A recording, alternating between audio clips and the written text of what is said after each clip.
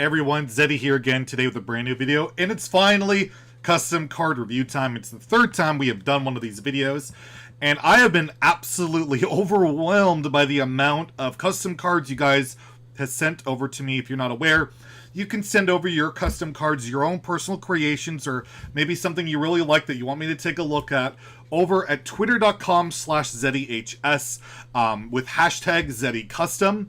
It'll be on the screen here. It's also in the description below. And there's just too many. There's too many for me to go over in one video. So I'm going to review about 10 or so submissions today. And then we'll make, we'll keep doing more reviews. We'll keep covering your guys' cards. If I didn't get to yours, if you submitted it to me, I apologize. I'll try and get it on the next video. I want to cover them all. So, yeah, if I've left yours out, it's not because I think it's bad or stupid or something like that. It's just we got a lot to cover, and I can only make the videos so long. So, we're going to cover, I think, around 10 or so today, review them, and we're going to do it on the scale that we've been doing. I think it's been working out all right. So we're going to rate it on design and flavor. So, do I think the card, makes sense? Is a whatever class card, neutral card, whatever. What's the flavor like? Is it cool? Do I like the card? All that stuff. And then we'll rate it on balance. Would it be overpowered, underpowered, all of that? And then I might give a suggestion of what I would do to make it either, more balanced or less balanced, all of that. And it's all going to be rated on this 5-star scale, with 5 stars being the highest, 1 being the lowest. So let's take a look at your guys' card submissions. So starting, we have a submission from Doom. He has Ebon Chill. This appears to be a shaman weapon. I'm going to assume that the blue's throwing me off a little bit, but I'm going to assume it's a shaman weapon. It's a 3-mana 1/4 weapon. After you cast a spell, deal 1 damage to a random enemy and freezes it. And this weapon loses 1 durability. So you have a bit of a attack. You have a little bit of attack on here, but overall it's its effect. So you cast a spell, you get to deal damage, and you freeze it. So whatever gets damaged will also get frozen, and you basically can get 4 procs out of this weapon if you don't swing at all, which is pretty powerful. I mean, Shaman hasn't really done much of the free stuff since Free Shaman, but that has been, something Blizzard's looked at. It has fit the theme of Shaman, and I think it's pretty cool. I think it's a lot better than Icebreaker. I think this card could realistically see play. We all know how powerful freezing is, and because of the random effects, it's not particularly overpowered. So design flavor-wise, I like it. I like the losing durability aspect of the card. Hell, you could even play Captain Greenskin, upgrade it for a little bit of more sustain on it. So design flavor, I'll give it a 4. I think it fits in pretty well. And in terms of balance, I don't think it's too ridiculous. You have to play spells. You don't necessarily get to target with your freeze, and dealing 1 damage isn't the greatest thing in the world, and it wouldn't even scale with spell damage because this is not a spell itself, so you can't really abuse that aspect of it. So in terms of balance, I'll give it a 4 as well. I just think it's a really cool card. You could play it. You could even use it to ping stuff. Just hit with the weapon itself. Take a Divine Shield, kill a 1 health minion, manipulate your freeze. I like it. I think it's a really cool card. Next, we have a new hero card for Hunter. It's 6 mana, just like Rexar, and it's Dinomancer Keishow. This was submitted by Brian Taft, and it has the battle cry. You draw 3 beasts, you give them +1/+1. If they cost 2 or less, they get +2/+2 and summon them instead. So this is a really built around, running a low curve end. You're running Spring Paws, you're running Crackling Razor Maw, you're running Scavenging Hyena, stuff like that. So you can buff them and cheat them out. And especially a card like Spring Paw that has Rush, that'd be really good. You'd get a 3/3. You'd lose the battle cry, all that, but overall it's pretty cool. I guess if you summon them instead, that means it won't add it to your hand. It's not a copy. So that's pretty interesting, and it fits in very flavor-wise with the whole, Master's Call thing we saw. But with every hero card, it typically comes with a brand new hero power, so let's take a look at that. And it's Enhanced Dinomancy. If you don't remember Dinomancy, it was a 2-mana spell that gave your hero power, you change it so you give a beast +2/+2. This is the same hero power, but as it's enhanced. After you play a beast, you refresh it. So let's say you have a bunch of lynxes in hand. You could play a lynx, give it +2/+2. Play another lynx, give it +2/+2. and that's pretty cool. It really fits that theme. Like I said, a Beast Hunter, Master's Call style hunter, like this would be amazing in a Master's Call deck. I think that would be really sweet. But you don't necessarily just have to run Beast. This thing tutors itself, and yeah, would it be overpowered? Is it egregious? I don't know, but in terms of flavor and design, feels very, very Hunter to me. I think it's really sick. Maybe this could actually make like Beast Hunter a thing again. We haven't really seen Beast Hunter be very prevalent in Standard since Master's Call went away, and it's not infinite value on the hero power. Like, as long as you don't have a beast, you don't have value with that hero power, so it has that issue that Dinomancy had itself, but it's more flexible in terms of refreshing it. So overall, I think the design flavor's really rad. I'll give it a 5. I think it's sweet. In terms of balance and all of that, I don't know. 6 mana draw 3's pretty nuts. Summoning minions and buffing them at the same time, really powerful. And again, if you don't, you draw like High Mane, let's say, or Tundra Rhino, they just get buffed, but still, that's pretty good. That's, 6 mana draw 3's Nourish, right? It's Nourish without the flexibility, but you're getting hand buff, you're tutoring. Probably really strong, but again, hero cards traditionally have been strong. You gotta have that, that big oomph, and I do love the fact that the hero power is not infinite value, and a lot of times it could be just bad. It could be worse than Steady Shot if you don't have a beast, but you're likely going to have beast with this going. I'll give it a 4 on balance. I don't think it's egregiously overpowered, but who knows? I could totally be wrong about that, but, you can always disagree. Let me know in the comments, of course, as always. The next card we have here is from Darkel Posho. It's called Elixir of Souls. This is a Warlock spell. It's 3 mana, and it restores 1 health to your hero. Upgrade for each card in your hand, so this is the only card you play it. I think you get 0 health. I don't know if it would count itself. Regardless, let's just assume it doesn't count itself because you play it and it's not technically in your hand, but whatever. Let's say you're playing Handlock and you have 9 other cards. It's 3 mana heal 9. Is that particularly good? No, it really isn't. You look at like Healing Touch, I believe, for Druid. That's 3 mana heal 8, and that's historically always been way too slow, but it could be pretty cool with like Valdris, where you like fill your hand with 12 cards and then you heal for like 12, but that's very slow. I really like the flavor of the card. I think it's really cool. The design is very handlocky. We've seen a lot of cards that synergize with hand size and Warlock. The summoner, I can't remember its name, the 6 mana 2/2 that gives you a taunt. Like I said, Valdris increases your hand size. It would fit really well into that. So design flavor-wise, I think it's really, really good with Warlock, and, you got the healing. You have so much self-damaging stuff. Giving Warlock healing can be very powerful. How would I change this to be maybe a little bit better?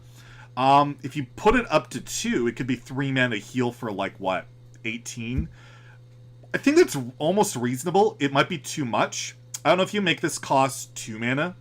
You can make it cost 2 mana, and then it's a lot more reasonable. I think you bump down the mana cost on this. I think you put it down to 2, so it's more like 2 mana heal 8, 2 mana heal 9.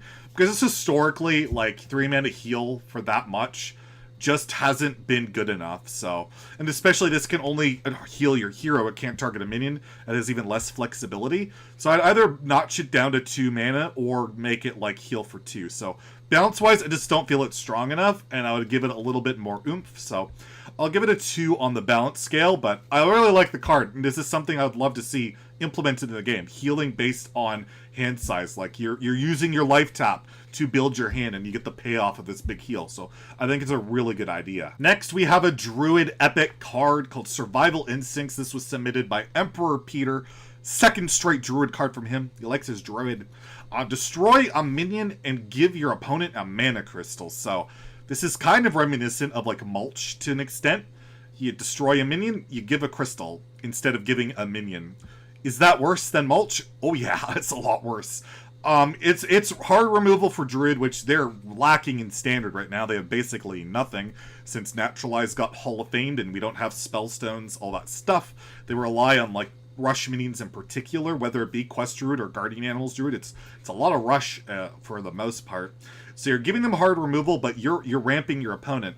We have seen Druid give their opponent mana crystals before. We saw it with, I think, Keeper of the Grove. That was a Druid card. It's a 3 mana 2/4, but you could either both gain a mana crystal or both draw a card. I've never seen a Druid card that actually just ramped your opponent. Even Darnassus Aspirant, I believe.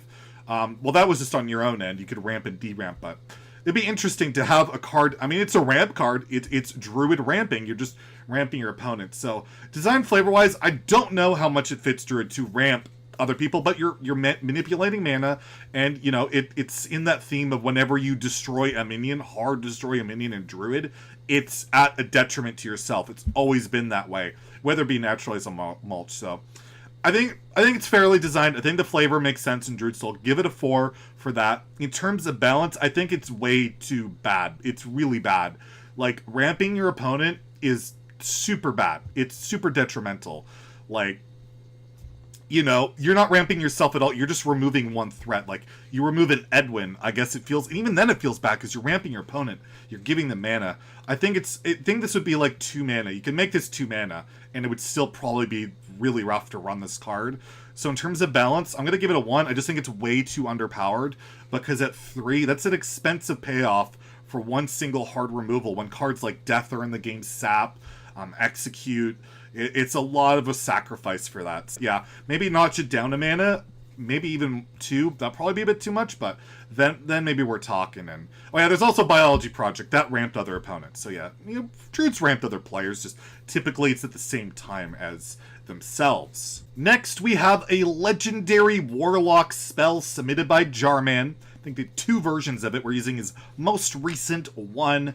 It's called Soul Consume, and it's a 5 mana spell. It destroys all enemy minions, so that's really good. What's the drawback if it's only 5? Draw a fatigue card for each, so if you destroy 7 minions, you're drawing a fatigue card. So if you're not aware of fatigue cards, that's basically, you know, when you've drawn every single card in your deck, you know, you're playing Disco Lock and Wild, and you hit turn 5, and you've drawn every single card, and then you draw 1, it does 1 damage, you draw another, it does 2 damage, and next 3, 4, 5, right? So let's say you draw 7 cards. How much damage is that? How much damage is that? I certainly did not stop this video to use a calculator because I'm not bad at math. Okay, I use a calculator. It's 28 damage if you would take 7 fatigue cards or whatever from removing all the minions. So that's basically complete death unless you're at 30 health or have gained armor somehow. So there is some serious self-sacrificing here, and I mean, that's pretty Warlock. And Warlock is one of the archetypes that has more or less liked to go to fatigue. There have been fatigue implementing cards, like we've had Rin before, where you would destroy your opponent's deck, getting them into fatigue. Nosferatu milling people's cards, getting them into fatigue. I think it fits in with the design flavor of Warlock. And, you know, destroying stuff and self-damaging is very Warlock. So, yeah, this card would come at a huge cost if there's a wide board. You basically would only be able to play it, like, you know, on a board of, like, 3 minions maybe. So you're only taking, like, 6 damage, or you're going to start scaling to 10, 15, 21. It adds up quickly. So I think the design and flavor of this card feels very Warlock, and Warlock's good at destroying wide boards. Like, you know, you've had Twisting Nether, you've had Doom, you've had Godfrey, a lot of this stuff. I like it a lot. I'll give it a 5. I think it's very Warlock to me. I like the flavor. I love the artwork. The artwork's really cool too. In terms of balance, I actually think it's pretty freaking balanced. It's strong, but it has a huge downside if you're looking at 4 or 5 minions. So you really want to isolate it to like a few big minions, and that really depends on the matchup. It depends on the meta, and it might be an unplayable card a lot of the time, and I like that type of card. It makes things very interesting. It's really powerful removal, but you got to think about when you use it. Your opponent can think about it, like, oh, I'll just go really wide to play around a Soul Consume. He can't use it. Things like that. So I think it's really cool. Balance-wise, I'll give it a 4. It might be, I don't know, it could be a little bit too strong in terms of 5 mana, destroy all enemy minions. It is no destroying of your own stuff, but overall, really cool card, and I could realistically see something like this he played. It feels like a real Hearthstone card to me. Next, we have Blood and Thunder. This is from Micho. It's a dual class card. Looks to me like it's Warrior and Shaman, which is a combination that doesn't exist, but hey, why not? Why not have a Shaman and Warrior card? And what is Blood and Thunder? Well, it's 2 mana. You deal 1 damage to all minions, so that's like Whirlwind. Draw a card for each damage-friendly character. Overload 1. So, well, this is like Whirlwind plus Battle Rage all in one, right? You're dealing damage to everything, and you draw a card for everything. So basically, this would just take Battle Rage out of the game. This would give draw to Shaman, and with Shaman with like totems and all that stuff could be incredibly powerful. I don't see how this fits in design flavor-wise pretty much at all in Shaman. I don't think I can recall a card that's self-damaged like this. However, we have seen Beakered Lightning. That was a 0-mana spell. It dealt 1 damage to all minions, so we have seen Shaman destroy their own stuff, and I mean Hagatha as well, so fair enough. I think that can make sense in Shaman. The card draw aspect of it's a little terrifying. Shaman has never had access to really good card draw. The only time I can think of is like Spirit of the Frog. Other than that, yeah, not so great.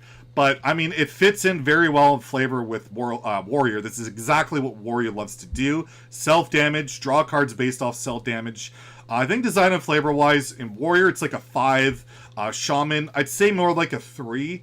But in terms of balance, this card's insane. This card's broken. Like, this card is... Just think about how good Battle Rage is. And think about how good it is with, like, Risky Skipper, right? It's insane. This is just that built into one card. No build around. You just play it, and you get an insane. You can either clear stuff, you can gain armor, draw cards in Acolyte and Wild, whatever, and then draw a bunch. And there's like, you know, the downside's Overload 1 for 2 mana. This is like 3 mana worth of stuff on average, right? In terms of Whirlwind Battle Rage, I get where the overload comes from, but the effect when you make it this efficient is just too good. Especially in like Shaman. Like, imagine this in even Shaman and Wild. You just totem up, and then you play this, and as long as you didn't hit a spell damage totem, you're drawing like your whole deck. I think it's a little over-tuned, a little powerful. It'd probably need to be like 3 or 4 mana for me to see this being a little bit more balanced, but I think the card's cool. I like what it does, and I like that it gives Shaman some card draw options. I just think it's a little too efficient, a little too insane, so I'm going to give it a 1 on the balance. That's how I think insanely overpowered this is, but it's a really cool card. I would just like put the mana up like 3 or 4, and you could still keep the overload, honestly. Like, it's just that powerful effect when you merge 2 really good things together into one tight little card. Next, we have a card submitted by Phoenix called the Life Preserver. This is a Warlock legendary. It's a 7-mana 7/7, so it's like Dr. Boom, but at the start of your game and Battle Cry, so this will start your game. It has that start a game effect like Baku again, and it also has the Battle Cry, so this can occur twice in a game. Set your hero's health to 25, so you actually give yourself a disadvantage with this card. You are starting the game rather than with 30 HP, you're starting with 25, but if you play the Life Preserver and you've been damaged, you're down, like, say to 1 health, you play this back to 25. It's kind of like Reno Jackson, and there's no build around to the card, there's no, like, odd or even requirements, there's no singleton requirements, it's just a cool card, and, yeah, I think it's a really interesting concept, the whole, like, especially in Warlock, self-sacrificing, right? Self-sacrificing, damaging. This card's doing that. You're taking damage. I don't know how this would work with Molten Giant. I would feel like with Molten Giant, because you set your health to 25, you haven't actually lost it. You're not dealing 5 damage to yourself. I would be curious if this would like be abusable with Molten Giant, but I think it wouldn't be. I think you would have to get down to like 10 health or whatever, or 5 health for it to be 0 mana. Anyways, design flavor, really cool. I love it. I think it just screams Warlock to me. I like the late game aspect of healing back up, very Reno Lock-ish to me as well, and not having to run a deck requirement. I actually like that as a benefit. I love to see less cards like that in some way, so I'll give it a 4 in design flavor. It's really, really cool. In terms of balance, we see how powerful Reno Jackson is, which is insanely powerful, and to get that powerful balance and the powerfulness of that card, you have to build your whole deck around it. The only other time we've seen a card that like heals up a lot and it set your health to 40, it's like Amara, right? And you had to play the quest and do a bunch of stuff with death rattles to get that active. For this, you literally just have to put it in your deck. But again, you're going to 25, so 5 health's a big deal. Starting with 5 less health, you die a lot quicker. And yeah, healing yourself up to 25 is nice, but in today's game of Hearthstone, I don't know, would that be good enough? It's slower than Reno. The effect, is not exactly the same, of course. It's an interesting one to take a look at balance-wise. I don't think it's overly overpowered. I really don't. putting yourself down to 25 early is a big deal, and if it doesn't have like that synergy in WoW with Molten Giant in particular, I think it's reasonable. The thing is, in WoW, you could also play this in a Reno deck, and then that's pretty crazy, but I'll give it a 4 on the balance wise. I don't think it's too insane. There's a little bit of me that's a bit skeptical that maybe it's a little bit too strong, but overall I'll give it a 4, but I think it's a really cool card. I quite like it. Next, we have one very flavorful looking card here, I gotta say, from Roman. It's the Magic Proof Bunny Fence. It's a 3-mana 3/9, looks like dual class Druid and Warrior card. And this has Taunt. This cannot be targeted by spells or hero powers. It can't attack, and minions with more than 3 attack can ignore this minion's taunt. Wow, that's a lot. That's a lot to take in, isn't it? So, this is like the ultimate anti-aggro card, right? Like, all the big minions in the game could just ignore this and go face. You can't attack with it, and you know, you just slam it on 3, and it shuts out those aggro decks. They gotta get through this behemoth of a card. I mean, the biggest like taunt at 3 mana we've seen is like a 2/8 in Deathlord, or that like really overload shaman card back in the day. I don't remember how big, but yeah, this is definitely would surpass that. It's a legendary minion, so you can only run 1, and I guess you're keeping those little bunnies out. You know, you're keeping the bunnies out. How flavorful is this in Druid or Warrior? Can't say it's super flavorful. I mean, Warrior's got a bit more stuff going on with Taunt. Druid, not as much. I mean, yeah, I don't know. You got Hadronox, I suppose. But it's really interesting. It's really cool. I don't know if this card really makes sense in a Hearthstone world. It seems a little insane, but I'll give it a 3 in design flavor. I can see it a little bit.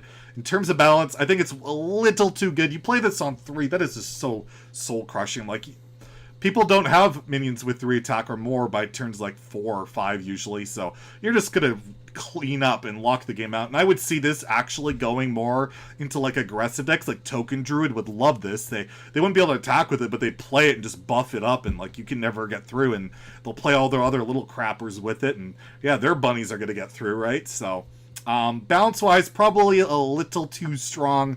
I'll give it a 2 on that, but it's really cool. I think it's a cool card. I love anti-aggro cards. I love crapping on the aggro, but I think it's a little too good at that. I might make it like 4 mana. I think 4 mana might be a little bit more reasonable for that stat line, or maybe notch the health down to like 7, maybe, or something like that to make it a little more balanced, but I respect the anti-aggro game. Next, we have Ragnaros' Plague from Sappy, 80.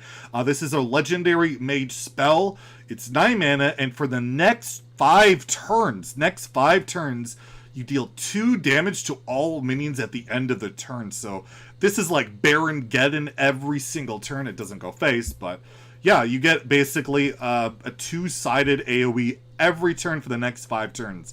This card is really cool. I really think it's really interesting.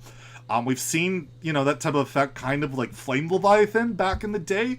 You would summon that and it would deal 2 damage to all minions and go face.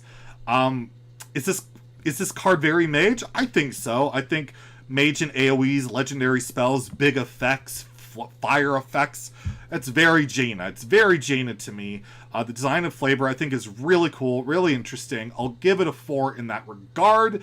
In terms of power level, I don't know how good this is. Like, I have no idea how to evaluate it. You get 5 full wipes of AoE. You're playing like a slow control mage deck. I think that could be valuable. But at that late point in the game, all like the token decks are kind of beat or won by then. And then all the other like value decks don't really care about getting the board wiped as much. So I don't know. I don't know if this card would see a lot of play. It's 9 mana. It's very expensive. Maybe I would bump it down to like 8 or 7 to make it be a little bit more realistic to line up into like a card like, let's say like Force 8. It would line up into that.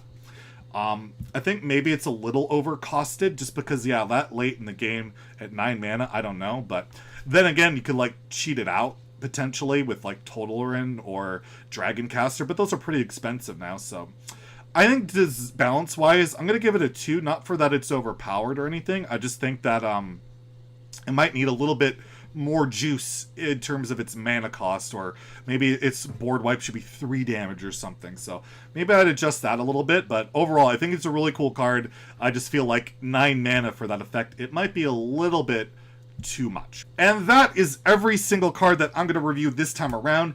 If you submitted your card to me on Twitter, again, and I didn't cover it, I will get to it. It'll be on the next card review video. Pretty much all the ones I didn't get to, I will be able to get to on the next one. So look out for that next week. Subscribe, get your notifications going so you don't miss that. And yeah, if you want to submit cards to me, send it over on Twitter, and as long as you guys keep feeding me this many submissions, we'll just keep doing viewer ones. We don't even need to go on the custom subreddit and all that stuff, because these are really cool. These are really interesting, and I feel it makes, it's unique to the channel since other people do these custom card reviews. So if you enjoyed the video, please like and subscribe. Have a great day, and stay salty, my friends.